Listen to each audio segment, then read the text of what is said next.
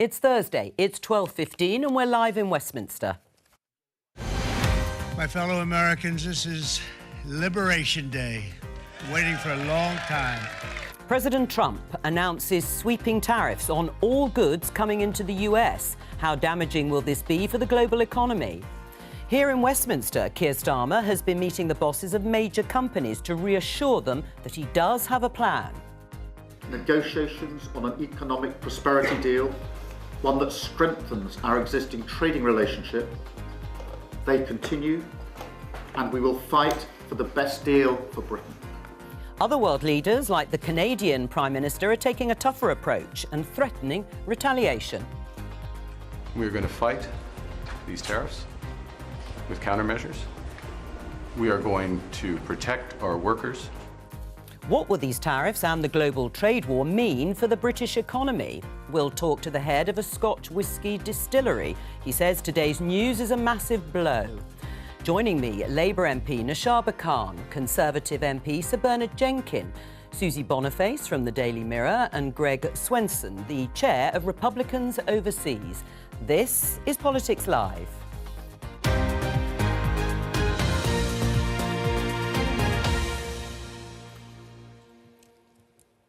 Well, the world is reeling and still digesting from President Donald Trump's announcement on global tariffs last night. The UK has been handed a 10% tariff rate by the US, lower than many other countries and trading blocs, with the EU subject to 20% tariffs and China as high as 34%.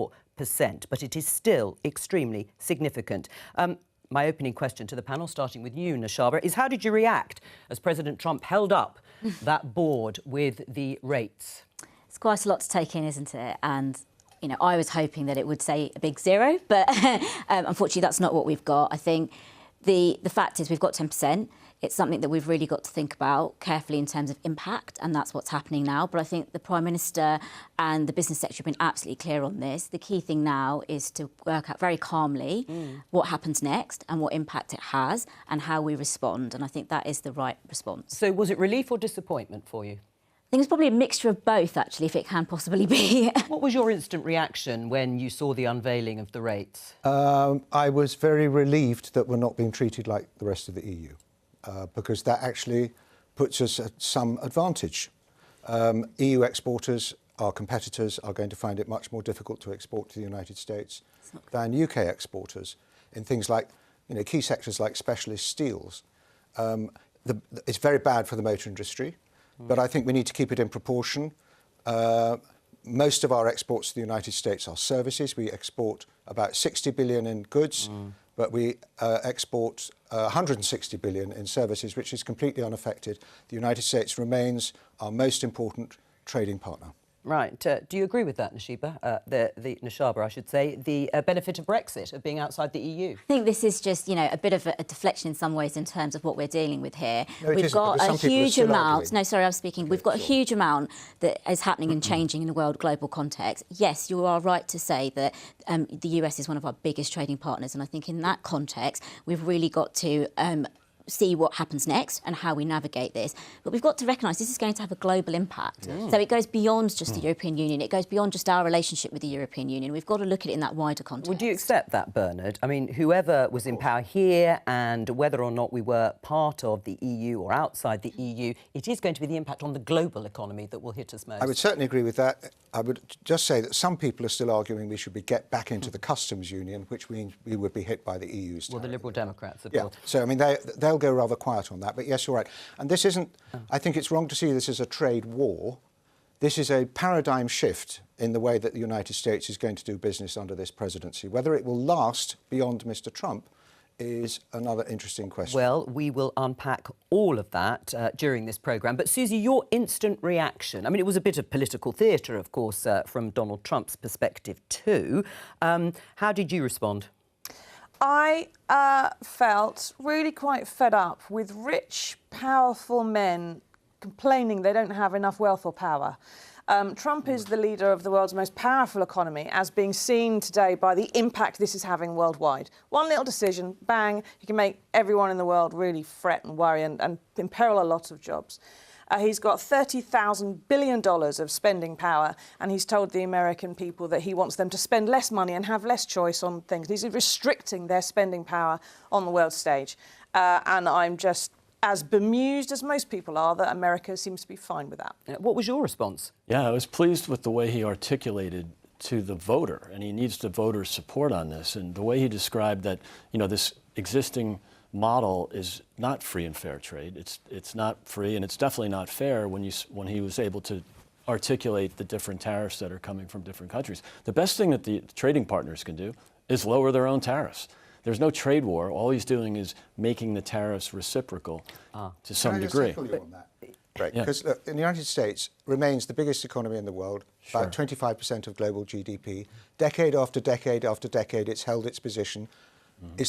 Where is the grievance that the United States has got against the rest of the world? Well, let's just hold that. Very well out of free trade. Briefly respond, then we'll move on. Briefly respond to that. So clearly it's because we're borrowing money, and the U.S. taxpayer, as well as the U.S. bond market, is basically supporting the welfare states of Europe, among other things. So that's just all right. true. Well, we'll discuss. We'll discuss all of this, particularly the idea that these are reciprocal tariffs, because not everyone sees them trade measures which have been included by Donald Trump in the calculations. Let's have a look at what actually happened when he announced the tariffs globally, I should say, and listen to part of how he justified it.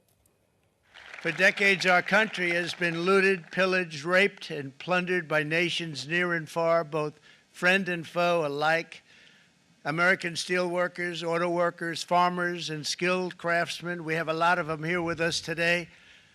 They really suffered gravely. They watched in anguish as foreign leaders have stolen our jobs, foreign cheaters have ransacked our factories, and foreign scavengers have torn apart our once beautiful American dream. In a few moments, I will sign a historic executive order instituting reciprocal tariffs on countries throughout the world. Reciprocal, that means they do it to us and we do it to them. Colourful language there, to put it mildly. And then he explained how the rates had been calculated. European Union, they're very tough, very, very tough traders. You know, you think of European Union, very friendly. They rip us off. It's so sad to see. It's so pathetic. 39%, we're going to charge them 20%, so we're charging them essentially half. The United Kingdom, 10%, and we'll go 10%. So we'll do the same thing. Well, Keir Starmer, the Prime Minister, hosted an early morning meeting in Downing Street with business leaders to talk to them and try and reassure them in the wake of the 10% tariff rate that has been placed by the US here. Let's have a listen to what he said. Decisions we take in coming days and weeks will be guided only by our national interest, in the interests of our economy, in the interests of businesses around this table, in the interest of putting money in the pockets of working people. We have a fair and balanced trade relationship with the US, negotiations on an economic prosperity deal, one that strengthens our existing trading relationship. They continue, and we will fight for the best deal for Britain. Well, that was Keir Starmer there in Downing Street earlier today. Let's get some reaction from the BBC's political editor, Chris Mason. I mean, the plan so far has been to remain cool-headed and calm. How's that working out, Chris? It's a fair question, Jo, because when a meteorite smashes into the conventions and trade flows of the global economy of at least the last generation, the implications are obviously huge. They're not immediately readable because we will see others retaliate, and that will layer an extra complexity on what happens. There'll be goods that were destined for America that are then floating around in the trading system and could get dumped on economies. In some instances, that might be to an advantage. In others, it could further decimate domestic industry. So it's a massive moment, this. Now, the government is doubling down on this idea of being cool and calm, as they see it. The Business Secretary, Jonathan Reynolds, has been on his feet in the Commons in the last half an hour, talking about avoiding simple answers and loud voices. They are, though, starting the formal process of looking at how the business of retaliatory tariffs going back the other way from the UK would work were they to be necessary. There isn't a desire for them, and the emphasis is on carrying on with these conversations with Washington about trying to get some sort of trade deal. And you know, a broader trade deal than was being talked about when the Prime Minister and the President met in the White House about a month ago. I'm told there is 4 negotiators on the UK side, pretty much in daily contact remotely. They're here with their US counterparts in the hope they can strike some sort of deal. But for how long will it be politically sustainable to be facing the consequences of these tariffs whilst not, if it takes a while, trying to secure some sort of deal that helps mitigate against the effects of this? Well, as you say, it could take a while. Let's sort of discuss the time scale, because tariffs are coming in a matter of days. Are we talking a matter of weeks and months before there might be a deal that either reduces the rate from below to below 10% or gets rid of them altogether when it comes to what the government is saying to business leaders? Good question, and the answer is we don't know. So the indication we get from those in government is that these conversations have been rattling on at quite a pace. The comparator with that is that trade negotiations usually take yonks and yonks and yonks, and there's a sense from the negotiating team that they feel like they're dealing with a conversation that feels sort of more corporate than sort of more than governance-led, if you like. In other words, the biographies and the backgrounds of the people they're dealing with in the Trump administration, that background in business, has given it a sense of pace that other trade negotiations might not have. That said, even if they're making progress, and they say they are, even if they're getting towards potentially the business end of any kind of deal, and they hint that they are, it still has to arrive on the desk of the president and be signed off, and that is a big if. So quite how long that takes, given we know how imminent these tariffs are, could prove really crucial here, alongside how that sits with how the rest of the world chooses to respond. Chris Mason, thank you very much for joining us. A different approach if we show you this tweet from the leader of the Liberal Democrats, Ed Davey. He's been pretty consistent. Despite backing the US in every major conflict this century and offering to water down our tax, he's talking about the digital services tax on US tech billionaires, we've been rewarded with the same tariffs as Iran. It's like we're meant to be grateful Trump gave our friends a black eye and left us with just a wedgie. Still rather painful, of course. Let's get a flavour of some of the reactions from around the world and world leaders to these tariffs from the EU, Canada and Australia. And just to warn viewers, there is some flash photography. We are in this together. If you take on one of us, you take on all of us. So we will stand together and stand up for each other. Our unity is our strength. We're going to fight these tariffs with countermeasures. We are going to protect our workers, and we are going to build the strongest economy in the G7. President Trump referred to reciprocal tariffs. A reciprocal tariff would be 0, not 10%. The administration's tariffs have no basis in logic, and they go against the basis of our two nations partnership. This is not the act of a friend. So no basis in logic. What is it that makes them reciprocal? Where is the evidence for that? Well, I think he's gone through that on the board, but there's also a pretty deep analysis that they've done in Washington to make sense out of all of this. So, but look, there's no dispute. I'll just pick one, for example. The EU had 10% tariffs on US autos, and the US had 2.5% tariffs on European autos. So the reciprocal argument is sensible. I'm sure there's going to be mistakes in there. I'm sure there's going to be some right. flaw. You admit there might be mistakes. I'm sure you can find some let's flaw in the model. let's take the UK. Yeah. The average tariff rate imposed by the UK on the US and vice versa is 4%. Yeah. So 10% is not reciprocal. Because he's looking at additional barriers to trade, notice it's non-tariffs. 25%. Yeah. If it's a 10% tariff on Okay, so Why isn't it 10% and 10%? Let That would me- be And what reciprocal. exactly is he trading from Iran? Well, let Greg respond. That's a side issue. Don't even care. Well, no, but It's let not reciprocal. let Greg let me respond. go back to How your- is to it Bernard- reciprocal? Let me go back to Bernard's first comment, right? So I could tell by your reaction that maybe you don't understand what's happening here. Yes, the U.S. economy is still 25% of world GDP. It has been since the 1880s. The G7 was 70% 20 years ago. Now it's 40%. So the big problems are in the rest of the G7 countries, not necessarily the U.S. However, we finance our trade deficits by borrowing money.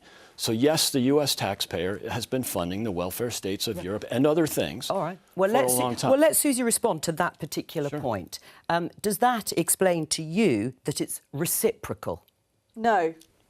You don't have a dictionary, clearly, for the word reciprocal is not what it means. I mean, there's more than just a few mistakes in this. There's very silly things like the Heard and McDonald Islands in Antarctica, where it's only inhabited by penguins, have been hit by a trade tariff of 10%, which is madness. You've got the fact that Joe was just explaining, which we have a trade tariff perhaps 4%, and we've been hit with 10%. And Europe has been hit with 20% when it's only got a trade tariff, you've said yourself, of 10%. So some of this stuff is absolutely barking mad. But the most important thing, regardless of the theory of who owes what money and what you strangely think you seem to support our NHS, is the fact that American voters and American consumers are being treated like citizens of North Korea who are told you cannot trade outside our country. Great. And our businesses are not going to have anything. Not true at all. There might be some one-time price adjustments, but tariffs have been used by the EU, by China deliberately, by India for generations. Why is this such a new idea? Because we do it carefully. Right.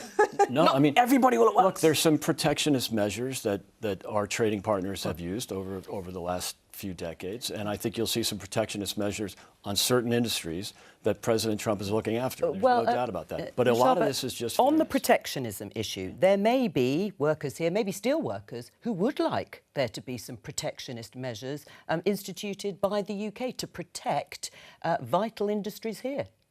I mean, I think we're going to have to look very carefully at all our industries because, as I say, this is going to have such huge consequences across, not just the UK, but the globe. And that, in the way that we trade, in the way that we work together, and the way that this has happened, it is literally like, I guess it's such a throwing at speed rather than carefully measured thinking around what works, what doesn't, and putting us on the same platform as some of the countries that have listed, given the relationship that we have, but also the level of trade that happens between the US and the UK.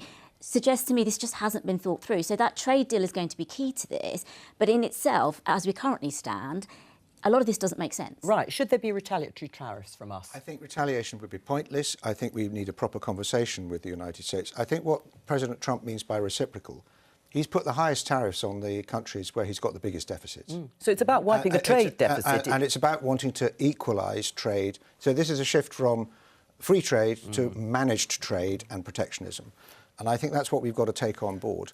I think it's a huge mistake. I think Susie's right. It's going to cost US consumers and the inflation rate in the US. Yeah. And you wait. President Trump will want to give lots of tax cuts as a reward to the American people from the money raised from these tariffs. But those tariffs will dwindle over the years. And in the end, it will slow down the rate of growth in the United States. What's going to happen is everybody's going to find ways around this. And one of the things I would be surprised if it doesn't happen if European businesses are going to start importing things to the UK under zero tariffs, pretty much, and in order to get them through, to channel them through. I think there's a way of dealing with that. Well, I think that would be something that would be beneficial. Well, of course, and we to the UK. don't know how people will respond. Is it time for Keir Starmer to change his approach from cool-headed and calm? No, I don't think so. I think the Prime Minister's got absolutely the right approach, which is we've got to look at this carefully. There's no point rushing in and making a rash decision because that doesn't do good for anybody. And the fact that we are having that sensible conversation about a trade deal is absolutely the right place to be. Do you agree with that, or is it time to be more robust? You're having a sensible conversation with a man baby. Parent him. That's the only thing that will work. Is parent him. Right, a mad baby, says Susie. Man baby. Yeah. Man baby. But he's also mad. I mean, if anyone needs a dementia test, it's And those Donald kind Trump. of comments or the condescension, that's one of the reasons he won so comfortably in November. And so I would just be careful with too much making sport of the president and his team let's look at what the voters want. What the voters want is fairness. They want to liberate their economy, reduce taxes, reduce regulation. If some tariffs are in there and, again, have some price adjustments, they'll be offset, just like in the first term with the tariffs on China didn't result in inflation. Joe Biden increased the tariffs on China. He said they weren't high enough. They weren't creating enough jobs in the U.S. He jacked them up. No, and the inflation from Biden came from reckless spending and hostility to the supply side or to the private sector in the U.S. Right, not Voters tariffs. in Wisconsin and Florida, not this week, shown they're not happy with the direction of travel of the man they elected. Love to talk about that at length. I'm not sure that's the topic. Not at length, but there could be a reaction from US voters, particularly if prices go up and they stay up for some time on the goods that they would like to buy. It's about encouraging, of course, as the president would say, Americans to buy American goods right across the board, be it cars, cheese. Will that work? Well, I'm kind of just come back to your previous question, which I haven't had a chance to address, which is the Prime Minister doing the right thing? Actually, what he's got is an economy that's incredibly vulnerable to these sort of external shocks because we're still borrowing too much, we're still taxing too much, we're putting on the jobs tax, we're doing this ridiculous bill to give many more employment, so-called rights, which will drive unemployment up. We should be concentrating on deregulating, reducing public spending, reducing taxation to make our economy more competitive and more stable. The forecasts we just had last week from the OBR, they're fantasy forecasts. They were fantasy forecasts when they were published. They're now completely wrong. The government's going to have a very, very tough public spending review. Otherwise, this country's going down the pan. Right, we're going to hear from a business in a moment. Do you want to just respond to that, Nashaba? I just find it fascinating that I'm hearing this from the party that left the country in the state that it was after 14 years, telling us that the OBR have got fantasy forecasts and that we shouldn't be giving people rights within their own workplace. There are challenges in our economy, as you know, because you left the economy in that state, and that we've now got to pick up the pieces, try and fix it, all the while the global context is changing and moving at pace. So we've got to really respond to things very quickly. And the one thing that Keir Starmer is doing is showing leadership on a global stage in a way that I'm not sure your leader could. Right. His leadership is, I'll do something in a minute. What sort of deal do you think, Greg, is on offer, on the table? Yeah, I think they can do a constructive trade deal, lower tariffs on both sides, open up markets. Yeah, but what's on offer, do you think? I don't know what's on offer. I mean, I think that's behind closed doors. I know that Keir Starmer's team has been in Washington. Remember, the president likes the United Kingdom. He's getting along quite nicely with Keir Starmer. He likes the royal family. He likes all the history and culture and the connections between the two countries. And, to an earlier point, the UK doesn't have a meaningful trade deficit or surplus. And that's a great starting point. Well, we do have a huge trade deficit. Well, no, but the US has a small trade surplus with the UK. So again, do you understand the reaction then that the United States is supposed to be our closest ally, the special relationship? Keir Starmer has said that he has a good relationship with the President Donald Trump, and yet there were the tariffs. On one hand, but on the other hand, it's in the lowest band, so that's a good start. And I think that they will get to a trade deal. All right. And what sort of deal do you think, and what's on offer on the table? I mean, this is something that I know that the Business Secretary and the Prime Minister are leading on directly. So I'd like to see something that would take us down to zero tariffs. I would like to, but I don't know. You know, obviously this is something that's being negotiated at the minute. Do you think we can get rid of the tariffs altogether? I doubt we can get rid of them all, but I would hope we could do something on motors. On the basis we're charging a 10% tariff on US imports. But it's very important to understand one thing, and I don't think Chris perhaps gets this point. Listen to what ministers are saying. They don't say trade agreement, because that would be a WTO type trade agreement. But they need some sort of... This is going to be a much more limited commercial agreement, probably mostly about Why tariffs. did the Conservative governments never manage to get any sort of agreement or a deal?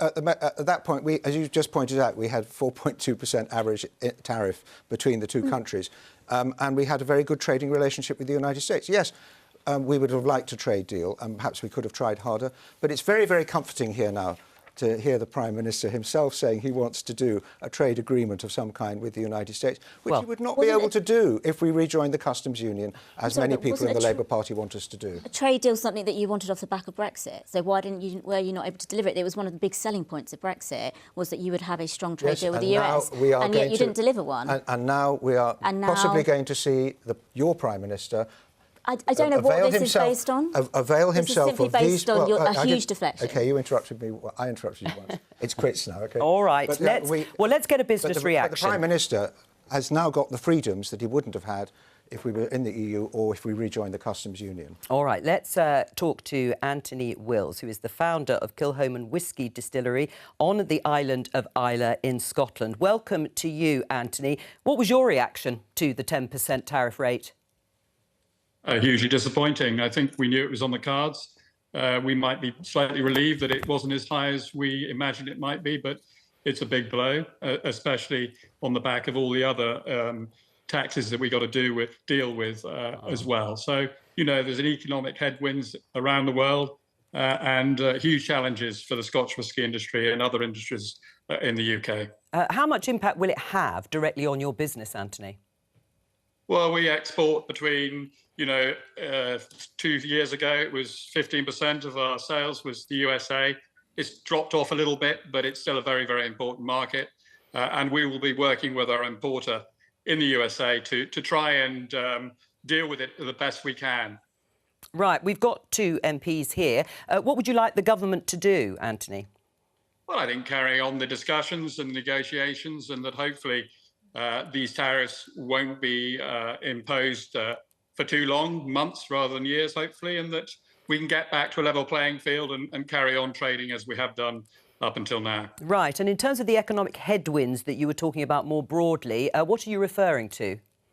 Well, I'm referring to 2 or 3 days ago, the national insurance contributions for employers went up. It's now costing us an extra £50,000 a year. The minimum wage went up.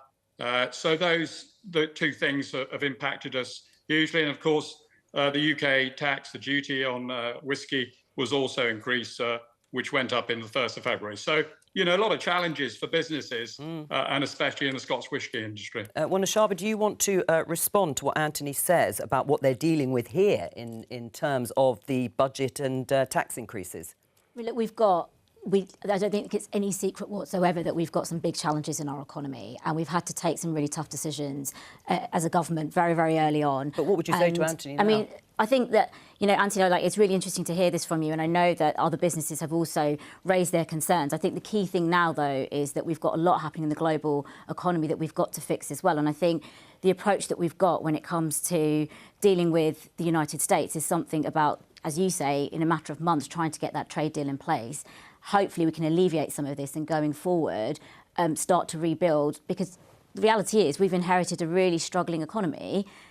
We've got to find a way to fix it. Right. I mean, when do you think the government will get this deal? Months, Anthony? I hope it's months. I hope it's a matter of months. I mean, how difficult will it be if it drags on, Anthony, for you?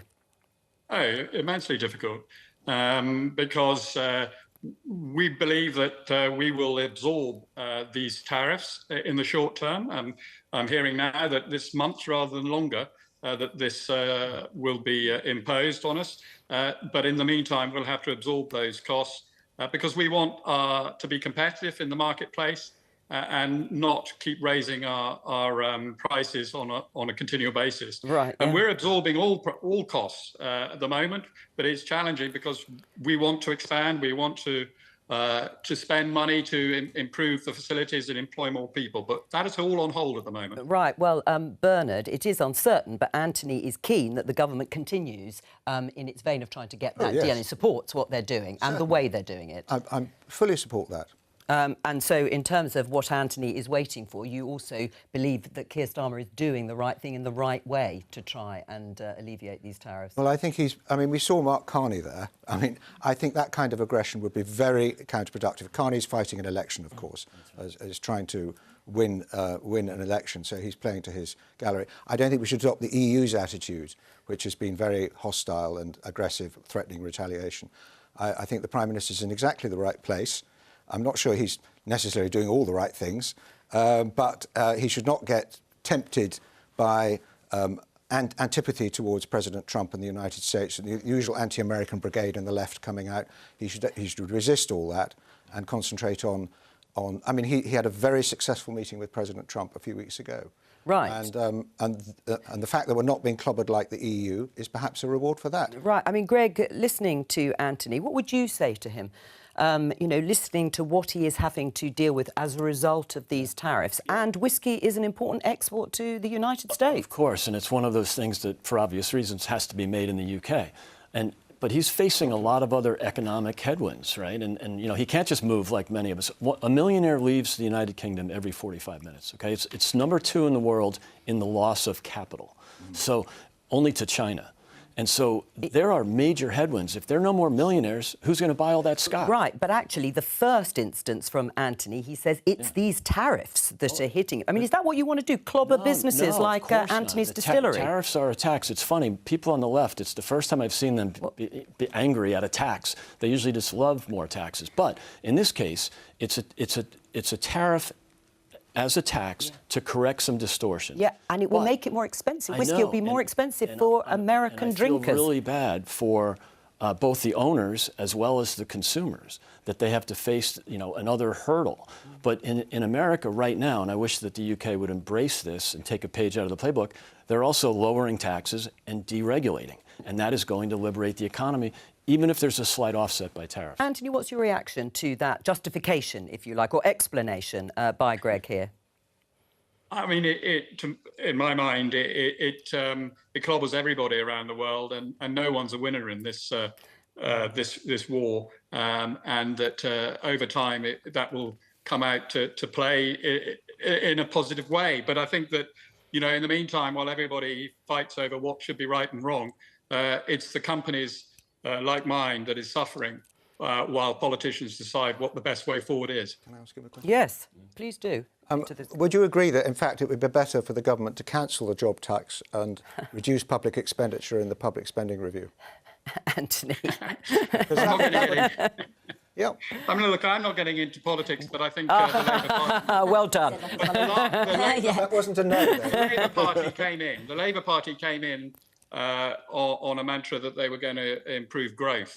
Well, they've knocked that on the head with the national insurance increase. Right. I mean, in terms of growth, that is your core mission. And the forecasts have been downgraded. They'll probably be maybe further downgraded in reaction to the 10%, even though it was expected to some extent. Where is that growth going to come from, Nashaba? Well, look, I mean, the forecast has been downgraded, but equally there has been this real drive to try and find ways to rebuild the economy. And actually, the OBR, I know you said it was a fantasy. There were fantasy figures, but they were set by the OBR in terms of our growth trajectory. And the other thing that we really need to look at is something the OBR said as well, which is our ability to be able to build infrastructure, housing, in order to drive forward that growth. So there are opportunities out there, but yes, it is. We can all see that we're operating in a very difficult global context, as well as within the country. So there are huge challenges, but the growth trajectory is there. And I think the ability to be able to build, to be able to drive forward that growth through infrastructure is a key part of how we rebuild this country. But we've also had to kind of look at real opportunities and things like you call it the jobs tax, but we've got to be able to give people that opportunity within the workplace to actually make sure that work pays for them as well. So, we've have to get the balance right on this. It cannot just be one-sided. Right. In terms of the balance being right, what's your reaction to what you've heard from Anthony? I feel greatly for Anthony, and there are many other businesses that are going to be suffering, because it's not just the first business, the car industry or the whiskey distiller there that you hear from. It's all the ancillary businesses. It's who your employees give their money to, and what the businesses they support as well as they live and exist.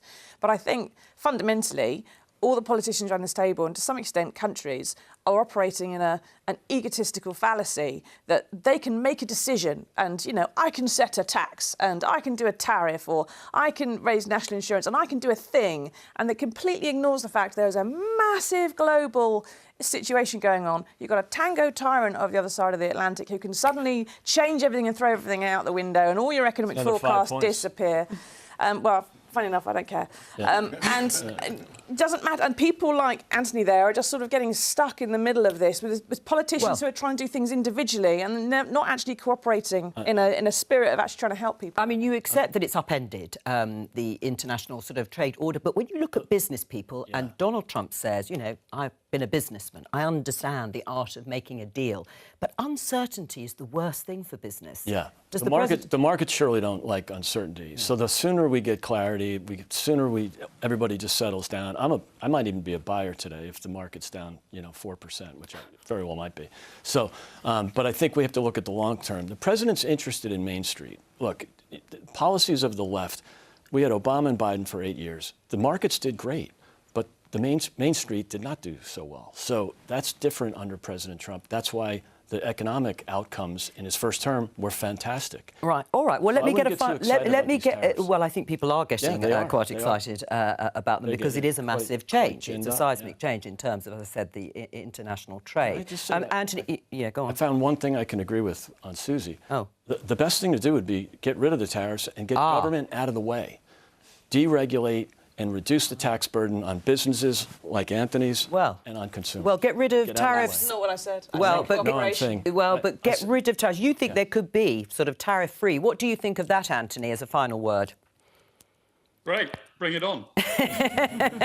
Anthony Wills, thank you very much for joining us today. It would be good to get some market reaction since we've just been talking about it. I think we can speak to Jane Foley, who's in the city from Rabobank. Jane, hello to you, if you can hear me. Give us the market reaction. Well, the markets haven't liked this news at all. I mean, if we look at the stock markets, the stock market futures, we see they are generally in the red. Mexico perhaps a little bit higher because Mexico was not mentioned yesterday by Trump along with Canada, but the US stocks are amongst the hardest hit. And amongst the US stock, well, the tech sector is very, very hard hit. And that is because the expectation that demand will be eroded in the US as US consumers have their purses really hit by higher prices. And of course, supply chain disruption too. That's another thing that all corporates, including those in the US, will have to consider. So US stocks heavily hit, Europe down.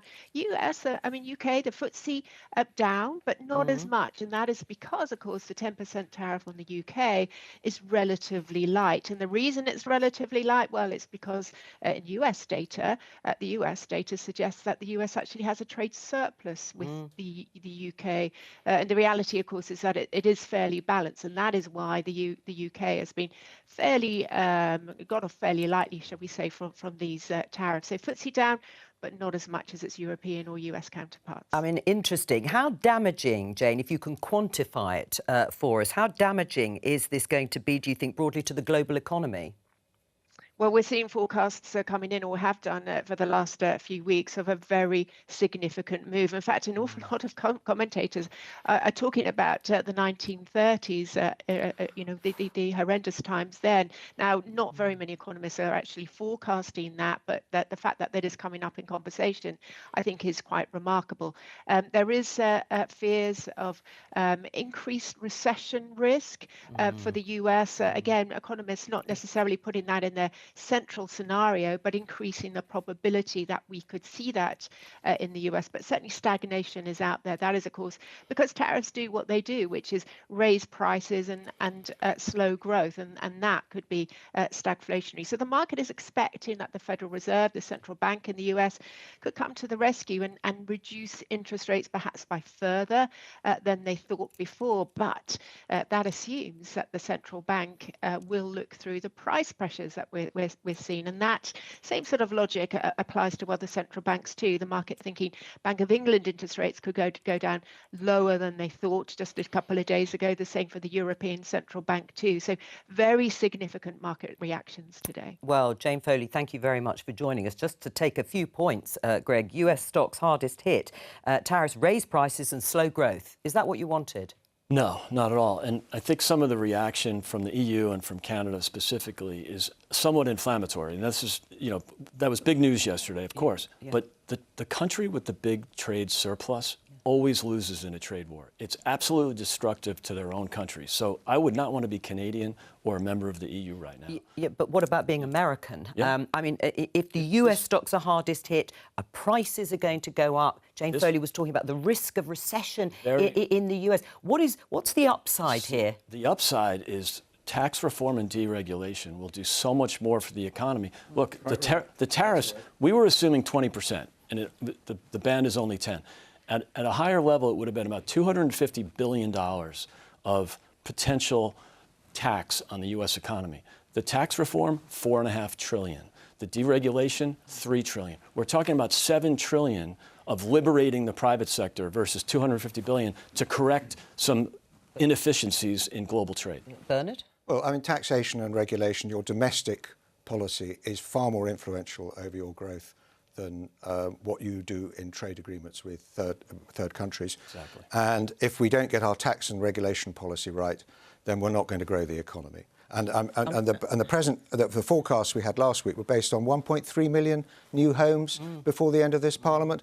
Are they really going to achieve that? The building industry. The Office for Budget Responsibility seems to think... No, they were given that number by the Treasury. Yeah, but they seem to have scored it. Now, look, I'm not going to debate... I'm just explaining it to you. Yeah. They're given that number by the Treasury. They take that as an input. Well, the fact is the building industry is saying they can't build that many homes so quickly, if you listen to them. No, well, we don't know. But just to come back on the tax, Bernard, do the Tories have a credible plan to cut taxes? I think that's what we've got to develop. But we're now in a fiscal emergency. Each time the government's done anything, the bond rate has gone up, and we cannot stretch our borrowing much further, and that's why this fiscal rule exists. Everyone says, why is she boxing herself in? Was it because of another Prime Minister and well, it was Chancellor because of COVID and the energy crisis and the war in Ukraine. But in terms of what we do now, we've got to develop a policy to reduce taxation, reduce public spending, reduce public borrowing and deregulate the economy that we can grow. Do you accept that because the government so far has done pretty well the opposite? Look, I think the government's come in and had to deal with hugely challenging circumstances which were left by your party. I mean, let's not forget the Liz Truss effect, what that did to our economy, what the spiral that created on the market. And yes, well, we are remembering it. We're paying the price for it. We're having to fix it because you were unable to. And that's what we're having to deal with. At the same time, let's not forget all what's happening globally, not just in terms of tariffs, but we've got in terms of our military spending and the Well, hang on. Sorry, excuse me. Which bit of Ukraine and Russia is an excuse? No.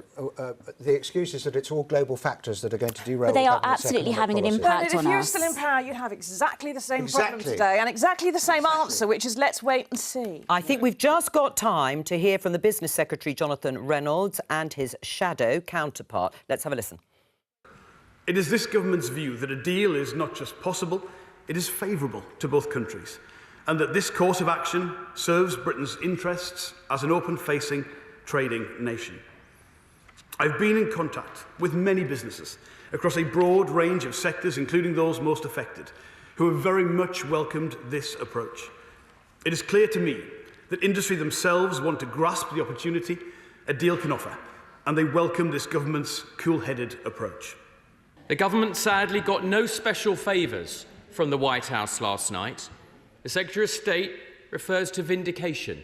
This is no vindication at all.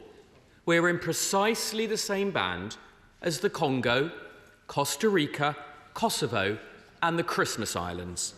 In fact, I count over 125 countries and territories that have the same tariff levels as the US as we now do. So not that special. Well, that was Andrew Griffith, the Shadow Business Secretary for the Conservatives, responding to Jonathan Reynolds, the government's Business Secretary. Just before we go, Susie, do you think Keir Starmer should be more like Ed Davey and Mark Carney? I don't think that's probably possible. Keir Starmer is who he is, and he is a cautious person who's going to look at this in the long run. But the fundamental thing is, I think my 8-year-old said to me this morning, everybody knows, Mummy, that Donald Trump is going to be judged by history to have been really, really bad. Oh, your 8-year-old. Why is it that Keir Starmer is sucking up to him? Well, on that, just before we go, this Politico headline, Greg, Trump tells Inner Circle that Elon Musk will leave soon. Is that a good thing? Not surprised. I wish he would stay longer. Do you? He's doing a great job with Doge, trying to stop the waste and fraud and corruption in government. Right. Why is he such a villain for that? It's all we have time for. Thank you very much to all of my guests, and I'll be back on Monday.